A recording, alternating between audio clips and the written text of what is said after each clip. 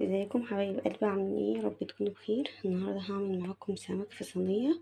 معانا سمك هنا مغسول ومتنضف، ومعانا هنا طماطم متقطعه عليها فلفل اخضر، ومعاه كمون وبابريكا وثوم وكزبره وفلفل اسود، ومعانا هنا فلفل اخضر وبصل شرايح متقطع هنحطه في قلب الصينيه، ومعانا هنا فصين توم على ملح على شطه حمراء ضربهم في الكبه، ومعانا هنا زيت.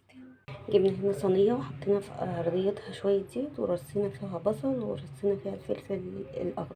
بعد كده حبشنا السمكة بالثوم والملح وعملنا الخلطة دي، حطينا معاها كزبرة خضراء وليمون وخل، هنقلبها ونحشي قلب السمك.